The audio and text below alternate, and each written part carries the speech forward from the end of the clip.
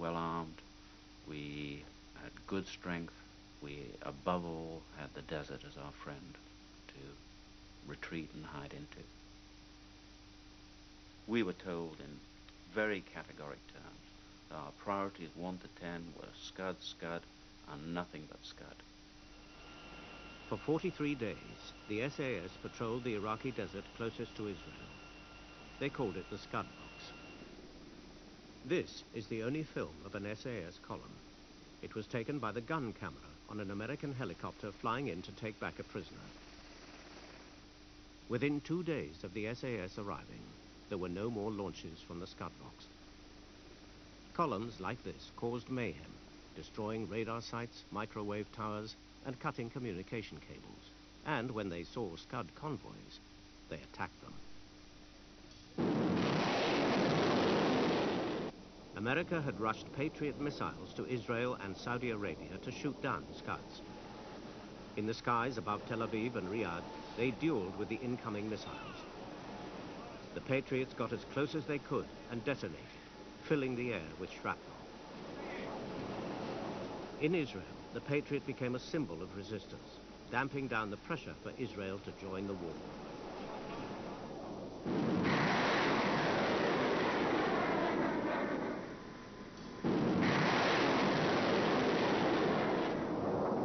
Patriot is 41 for 42. 42 Scuds engaged, 41 intercepted.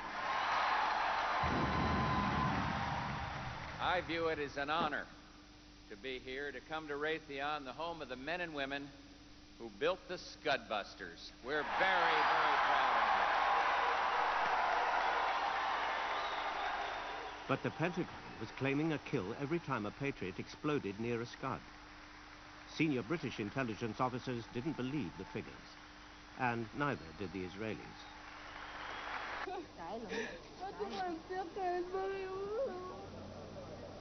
On the ground in Tel Aviv, the Israeli military analyzed the damage every time a Scud fell to earth. What they concluded was kept top secret so as not to give comfort to Saddam Hussein. When I met President Bush in Washington, we got into something of an argument because he was convinced that Patriots were doing a great job. I told him that at the very best, the intercept ratio maybe was 20% intercept probability. He asked me what I meant by that, and I said that maybe out of every 10 Scuds Patriots tried to intercept, they might succeed with 2.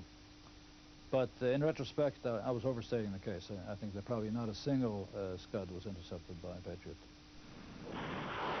The Patriots struggled to react to Scud missiles traveling at 6 times the speed of sound. The myth of the Patriot helped keep Israel out of the war, but most of the Scud warheads got through. Going to the ground, gonna get an impact. Only after the war did the Pentagon acknowledge the Patriot's limitations. Patriot was an air defense system designed to shoot down aircraft, not missiles. And what I remind everybody, all my friends in the United States who think we've got defenses against missiles, we don't. Tel Aviv was targeted by Scud missiles fired from western Iraq. Fresh missiles were brought to the launchers along these desert roads. SAS men hid along them. One 8-man patrol was codenamed Bravo 20. Bravo 20 was tasked to insert into Iraq some 300 kilometers by helicopter to set an observation post up in the hope of seeing mobile Scud launches driving past and then communicate back to base and call in coalition aircraft. The main supply route wasn't a tarmacked road, it was a track system. And as I looked northeast, there were 2 S-60 anti-aircraft guns. We got enemy right on top of us. It was about mid-afternoon on the second day, and we started to hear goats coming from the north. And then we heard the young boy start to come along and shout at his goats. And his eyes come up like saucers, he knew there was something wrong. And straight away just went running off towards the anti-aircraft guns, just screaming and shouting. We packed all our equipment up and started to move out of the Wadi. Within half an hour, we were engaged by a local militia force and a firefight ensued. We first heard that Bravo 20 was in trouble when we got a garbled radio message. We really didn't know what had gone wrong. We launched our helicopters, and as it turned out, we were looking further south than they actually were. The patrol had become scattered. McNab led one group of 5 men. It started snowing. It was plain to see if the weather don't kill us, the enemy will. And we were continuously getting compromised by these goats. The whole land was covered with people herding goats. So I made the decision that we're going to hijack a vehicle that night and go for the border. McNab and the 4 men with him did just that. But close to the border, in a series of gun battles, 2 died. The others were hunted down. I decided to hide in a drainage culvert about 4 kilometres from the Syrian border.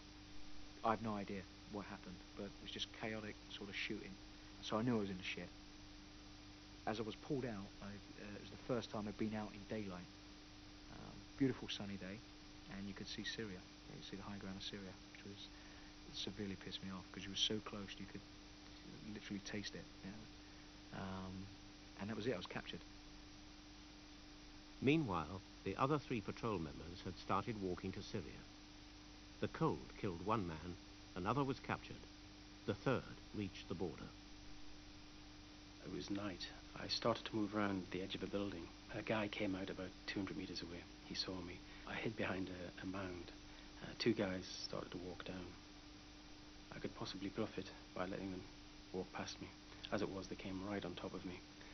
I took the first guy out with a knife. The second guy started to run. I caught up with him, and we grappled on the floor, and he ended up with a broken neck.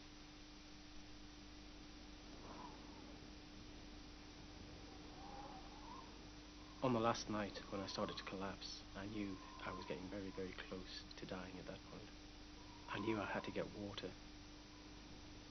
There was a goat herder's house. I staggered up there.